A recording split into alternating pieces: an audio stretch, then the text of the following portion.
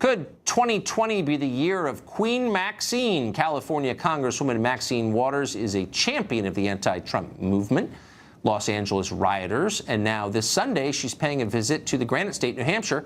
That can only mean one thing, of course, given that it's a long way from her district. She's running for president.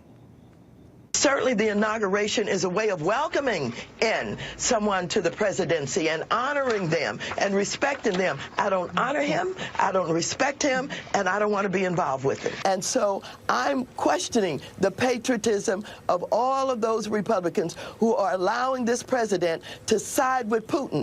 I think that Jeff Sessions is very dangerous. I think he's a racist. This is a bunch of scumbags. That's what they are. This is going to put us a little bit further on our way to what I've been calling for so long, and that is impeachment.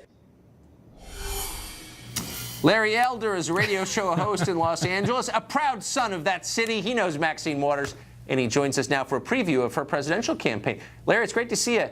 Why should, I mean, is it fair to assume if she's going to New Hampshire, all the way from Hancock Park, where she lives in L.A., that she's thinking about running for president? Well, if she runs, she may have a few problems. Of the 535 lawmakers on D.C., Tucker, she's the only one, to my knowledge, who's written a letter to Fidel Castro urging him not to send back a woman who murdered a New Jersey state trooper, escaped, fled to Cuba. Congress passed a resolution urging Castro to return her. She wrote a letter to Castro. The woman who escaped is a former Black Panther. She likened her to a freedom fighter, accused her of being a victim of the criminal justice system, and urged Castro not to return her to America. The woman, Joanne Chesimard, remains at the top of New Jersey's most wanted list, and Maxine Waters urged Castro not to send her back. That's point one.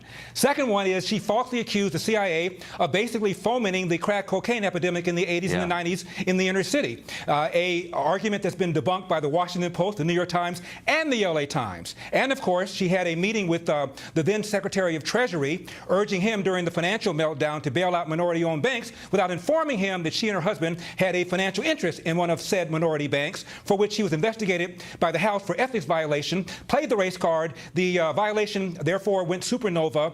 It is one of the reasons, Tucker, why one of the left-wing groups, Citizens for Responsibility and Ethics, constantly labels her as one of the most corrupt politicians in Washington, D.C. Well, I can't speak to that, because I'm not an investigator, but she's certainly good with money, because she's been in office for 40 years, I think continuously, 40 years this year, and yet she lives in a $4.5 million house in one of the richest, one of the nicest neighborhoods in LA. She's a shrewd stock investor.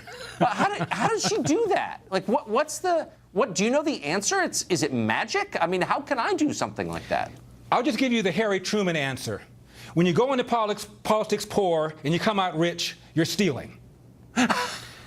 And Tucker, we haven't even talked about her left-wing views, and they're no different than Bernie Sanders or Elizabeth Warren or Nancy Pelosi, but she champions herself, Maxine Waters does, as a champion of the inner city. So her policies for inner-city black and brown people are particularly corrosive. I know. One of which, of course, is her opposition to vouchers. I went to a high school in the inner city, Tucker, called Crenshaw. If you saw the movie Boys in the Hood, that's my high school.